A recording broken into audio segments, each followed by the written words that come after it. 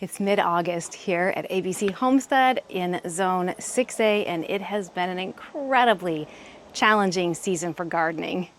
The pests, the slugs, the drip irrigation fixes we had to do, the relentless heat. This weekend, it's going to be just below 100 again for 2 full days. We have even had total stunted plant starts this year. That's a first, but it's been fun too.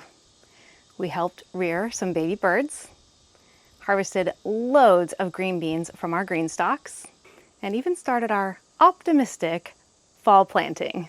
Today we're going to do a little bit more harvesting, a little bit of maintenance, and some seed staving. Let's go take a look at what my urban homestead garden looks like in the middle of August during the year of the unexpected. First, here's the doggy gate that we put up last weekend to keep the dogs off the deck because of the birdies in the nest. But unfortunately, the birdies are no longer there. And that's only unfortunate because I no longer get to look at them. About 3 days after we put that gate up, one of them just flew right out of the nest. But luckily there were no dogs up here because I had it gated off. Once he flew out of the nest, the second one did the same thing. Mom and Dad were of course right here, and so they were squawking and running after them. The third one stayed. I checked on it periodically the rest of that day, but when I came out in the morning, it was gone. So we successfully reared, or helped Mom and Dad rear, those 3 baby birds, which I'm so thrilled about. It makes my heart so happy because honestly, around here with my dogs and it being like the Hunger Games, when it's nest leaving season, they usually become little snacks for the dogs. And the other thing I'm really excited to show you is that 4 days later, we have growth on the green beans that we planted. A lot of growth. Look at this. So I am thinking we are going to have a really good fall harvest of green beans. This week, I'm gonna be picking herbs. I definitely wanna get parsley done, and marjoram, some tarragon, and basil. This looks fantastic. Our cilantro did go to seed, but we will save seeds from this later so that we can plant that next year. Oh, and I'm also going to be doing some of these green onions up here too. They look fantastic. And out here in this first birdie bed, I have a surprise right here. This is a nice size melon that's growing. I've got like 3 or 4 of them in here. There is a little one right there that is starting to fill out. I'm absolutely thrilled about that.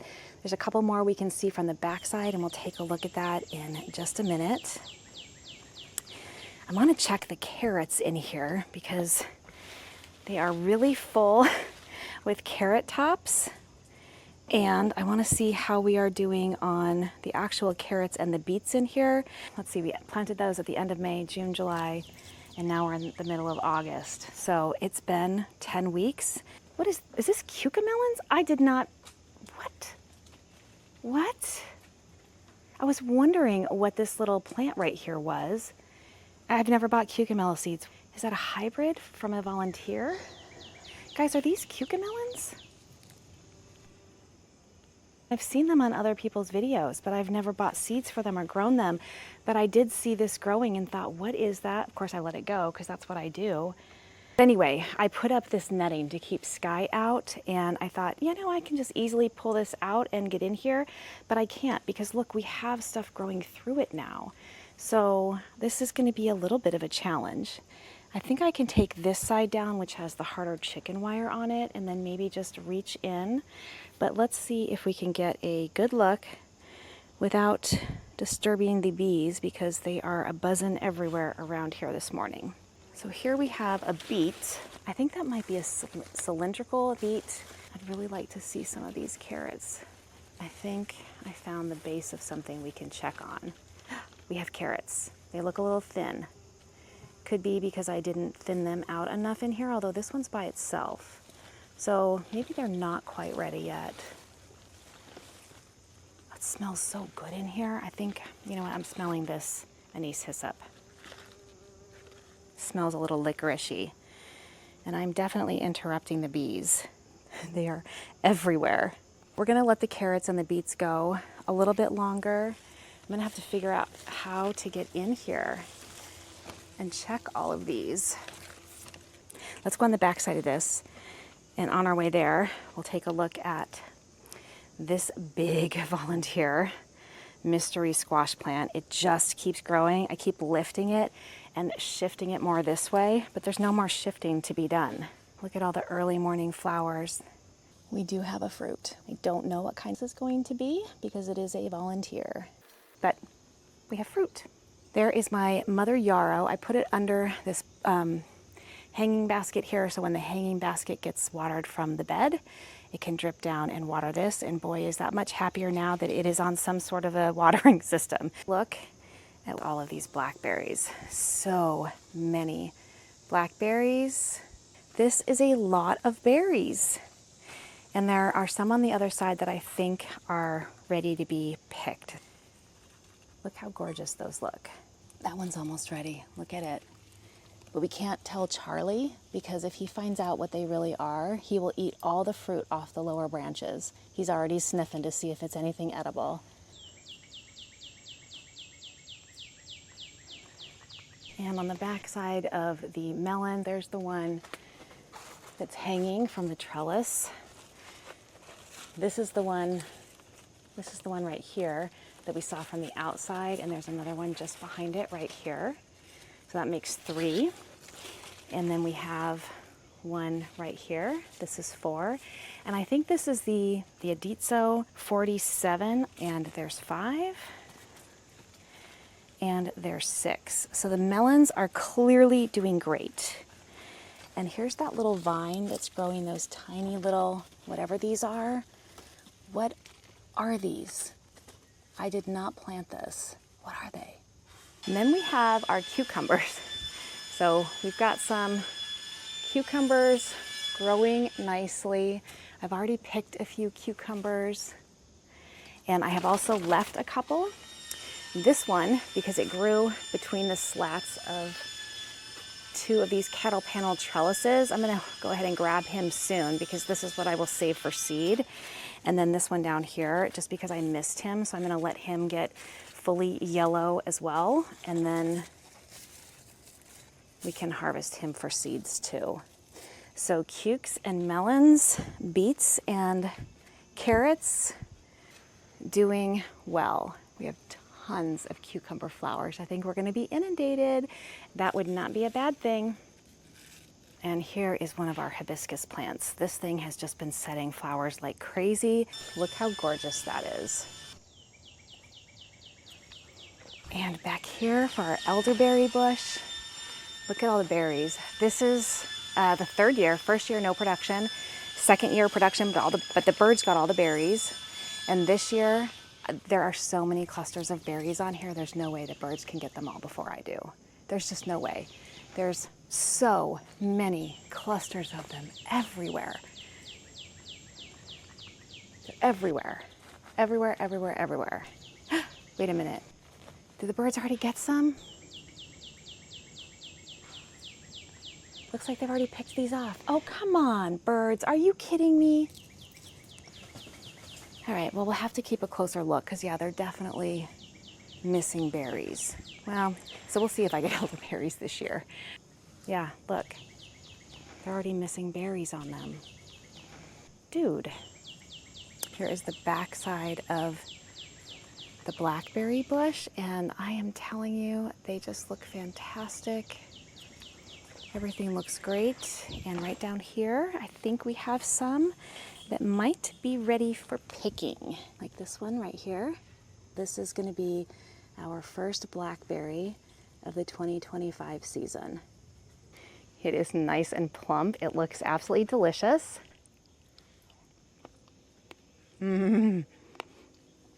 Wow, so good. So incredibly sweet. We have a little bit of harvesting to do too. We definitely have some ripe cherry tomatoes. These are the Chadwick cherries. This is the red ones that we used to make that pasta sauce a couple weeks ago.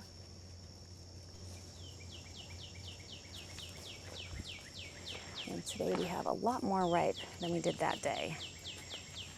These cherry tomatoes are so good. You want a tomato? Okay.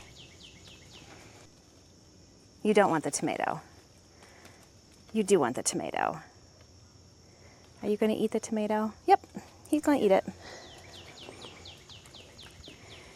Enjoy that, buddy.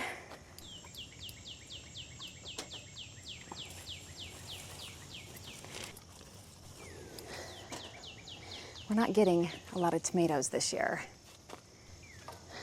The heat made sure of that. They've dropped most of their blossoms. We'll get more cherries for sure because those ripen quickly, but the bigger ones, you know, they take a lot longer to ripen, so I'm not going to get a lot of big tomatoes this year, I don't think.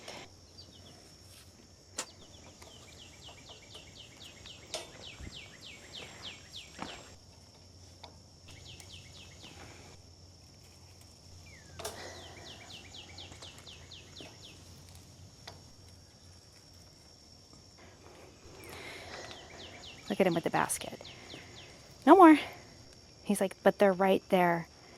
I know, buddy. Silly. And then we have our Berries Crazy cherries in here.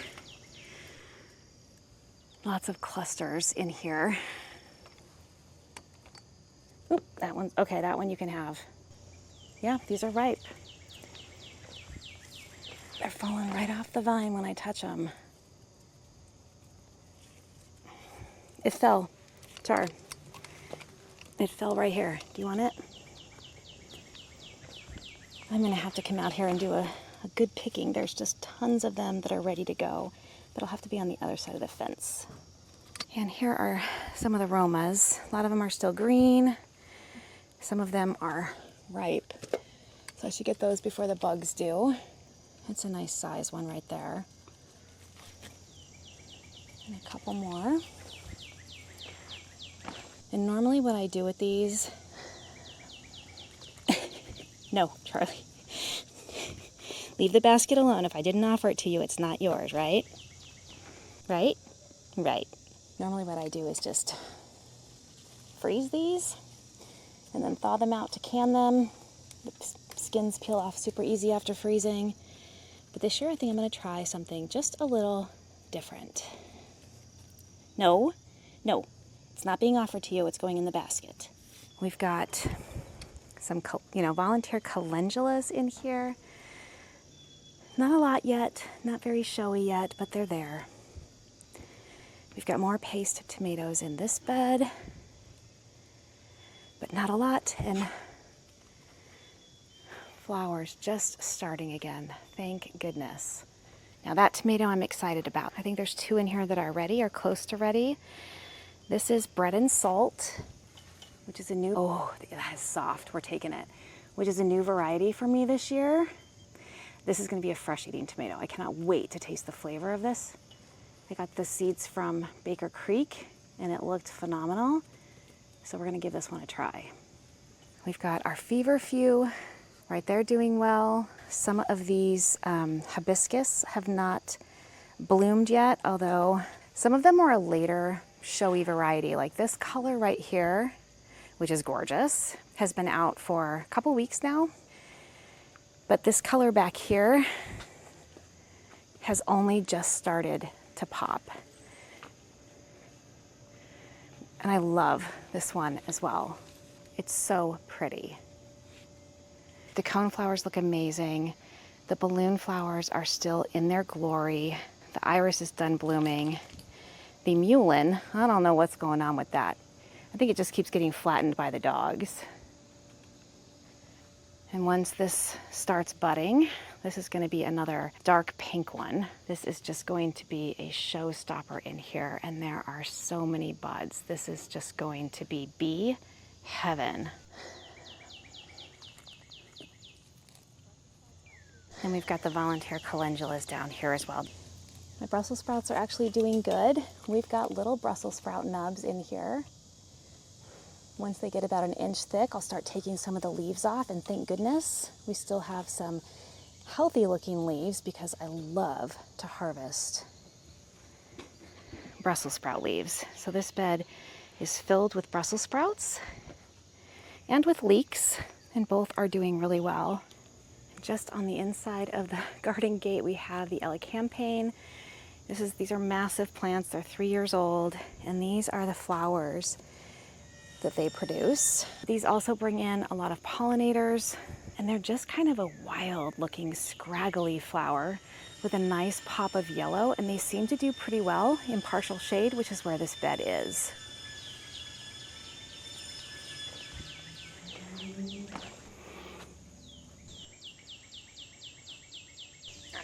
Our peppers, look how horrible they look. Thank goodness we have farmers markets, because this is just abysmal. Chinese 5-color, this plant should be half the size of this bed already. It's just so incredibly disappointing this year with peppers. We do have a couple we can pick though. I see some shishados right here.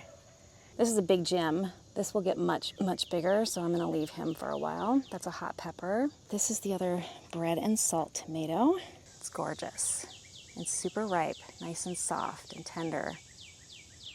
But now I gotta trellis this up and get this guy off the ground. So I'm gonna grab one of my empty tomato clips, and we're gonna connect him to this string here. So I just bring him to the string, put the black clip on the string, and then secure it underneath a V of branches, and he's up off the ground. We do have some leaves here that need to come off because they're spotted with disease or fungus or something, so we'll get those off. I want this plant to produce as much as possible, because I think it's going to be a lovely tomato. Now he looks great. I know we've got some eggplants ready up here, so we'll take a little walk. We've got our lovely dill right here. We've got a couple little eggplants right there, but they're not quite ready yet. Another nice eggplant right there. I think that's the Nagasaki long.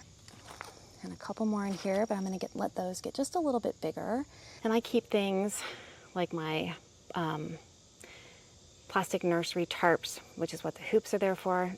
That's what I use to clip them on. And right in here, I have some extra tomato clips so that they're handy right near the beds. And this is just screwed into the fence. And these are the 7-inch nursery pots. I repurposed them for this, just keeping things handy near the garden, like tomato clips and zip ties and things like that. Not a ton of tomatoes on this plant, but hopefully it'll set more flowers and hopefully we'll get some more fruit. Otherwise, we're going to be a repeat customer at the farmer's market this year. So I'm never doing straw again. I'm just going to have to beg, borrow, and steal to make enough shredded cardboard. This I know is clean. The ink they use on this is made from soy. I take off all tape, all labeling, and it's perfect. No seeds, no pesticides, no herbicides, no fungicides. Healthy plants. In the same bed are the artichokes, which are past being able to harvest. I know that, that's on purpose. Even though I absolutely love to eat artichokes, what I love even more is watching them turn into the most amazing prehistoric looking flowers. And since I've only grown them once before, and it was a different variety, it was the Colorado Red Star, and this is not, I cannot wait to see what this little guy has in store for us in terms of bloom. Cannot wait. And these next two beds are just mostly cherry tomatoes, which just grow wild. Look at all that growth from like 4 cherry tomato plants. Incredible. There is that Siberian tomato over here. I can't remember the name. I'll put it up here. So we're gonna go check on him. This is the last year I'm giving that one a try. But before we do that, we're coming up on the eggplant I need to harvest. And there are more eggplants in here too. That guy's looking pretty good, but he can get a little bigger. Same with that one for sure. A little more swollen, more to actually eat before we harvest those.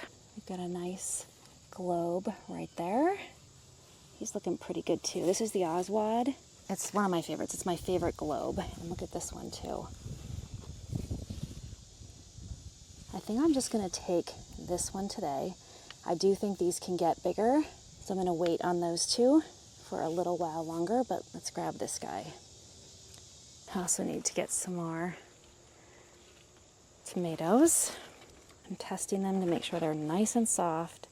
Oh, there are so many in here. It's starting to get hot. We're gonna move along. I can get more of those tomorrow. Now here is where I was saving the onion seeds, and I'm gonna take them because as I think you can see, the pods are about splitting open and the seeds are going to start dropping if they haven't already. I'm gonna carefully, yeah, there they go. They're just dropping. Look at that. And we probably already did drop some in this bed. So now we have some seeds in there, some seeds still in the head, and we just need to shake those out. So we're taking that. Our first time harvesting onion seeds. That's exciting. And I'm also gonna pick that Lesia pepper in there. First time I've ever grown that, and there's only one ripe pepper. There's only one pepper on this whole plant. So we're gonna get that so we can give that a try and see if we wanna grow this again. It's deep red, so it is ready to be picked. It's gorgeous. And we do have a zucchini back here. My first one. We definitely have flowers. This is such a healthy looking plant. Look at that, for the middle of August. There is no powdery mildew on it. It looks absolutely gorgeous. I'm shocked. It is a beautiful zucchini, a little on the bigger side. I don't care. My first zucchini, it looks gorgeous. We're gonna thoroughly enjoy that. I'll probably cook some for dinner, and we're also gonna make some zucchini chips. We do have quite a bit of tomatoes on the Cherokee purples here, thank goodness. We've got some big basil plants over there, and right here I've got to harvest some basil. We've got some marigolds. Now this pepper plant is finally getting some growth on it, just starting to flower. So hopefully there's still a chance for some peppers for me. I've got some teeny tiny cayennes down here. I mean, these are teeny tiny, and they're not ready yet anyway, so we'll leave those.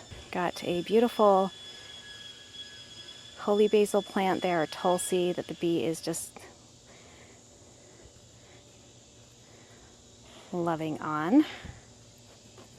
Another very healthy zucchini plant. Let's see if he's hiding anything. Nothing. Cherokee tomatoes. This one might be right in a couple days. I'll have to keep an eye on that one. And these are my German pink. Now there's not a lot of tomatoes. There's only a handful, but it is setting flowers. So there's hope. These are my jalapenos. There's a couple jalapenos on there, but what a sad state of affairs for these peppers this year. We have pineapple tomatoes down there, one fruit, but again, it is just starting to set flowers again, so hopefully they won't drop. Squash bed, we have one here. We have one coming off of this tendril that is now growing up into the beans. And there is a nice squash on that. Hiding behind this planter, we've got a baby one that's just coming on. We'll see if it has been pollinated. And then we have a couple of the Georgia candy roaster squash, which are one of my favorites. I love these. They get so big and so tasty. So only two of those, but I'll take what I can get for now. And this squash plant is deciding to go visit the neighbor soon. He's getting ready to do that. Here's our potatoes. What do you think? Stop watering the bed? Is it time? I think based on when I planted these, which was end of May, I think I calculated mid-August, which is about where we are. Do I wait until the green is brown before I stop watering them?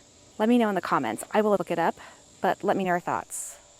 The lower end of the garden is a bit of a disappointment in terms of peppers and squash. These beds should be massively filled, overflowing, but every year is different. The weather is different, everything's different. The pests are different. I didn't get one cucumber beetle this year that I saw, not one. Usually I am inundated with them. So every year is different. Here's a Chinese 5-color. You can see it's got purple and orange and yellow turning purple and sometimes red on here as well. They're so pretty when they're full and lush. This is just a very sad representation, but it almost looks like a decorated Christmas tree. I'll see if I can find a picture of one I grew a few years back. And then there's more of that toothache plant down here that I think I'm gonna harvest. This tomato plant has some diseased leaves on it, so I'm gonna grab that. So this guy right here has spots.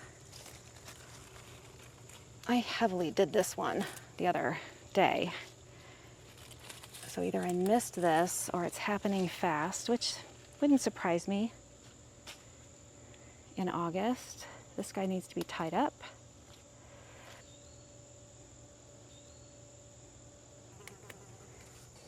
Right here. I'm gonna tie this one up.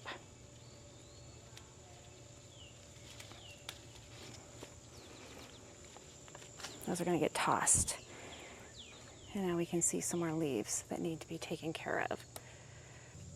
These spots will spread throughout your plant. And you could try treating it. Sometimes it's like a rust fungus, and there is a rust spray you can put on. I've done that before. It did slow it down. But if you take them off, it helps too. These guys would benefit from being tied up too. He's got a heavy fruit on him.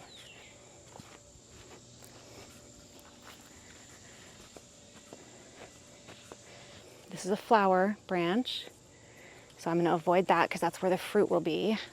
Anywhere but there. I just spotted another zucchini. And this is the green striped cushaw. He's kind of little at the moment, but I know he's there, so I'll keep an eye on him. I've never had this, I've never grown it, so I'm kind of excited. And we still have some flowers. Nothing yet on all these pole beans, except we finally have our first flowers. So we will have more green beans this year from pole beans. Yay.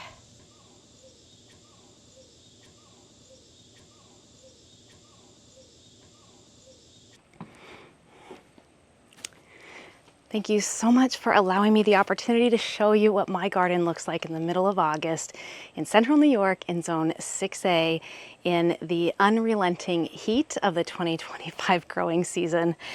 We're still producing and I'm absolutely thrilled with that. We've got some incredible looking eggplants here, cucumbers, tomatoes, zucchini, not so much with the peppers, but a few. I'll take what I can get this year. What about you? What has been some of your biggest wins this season, as well as some of your biggest challenges? I'd love to hear it in the comments below. My name is Kelly, you're at A Better Choice Homestead, and I do hope you come back and visit again soon.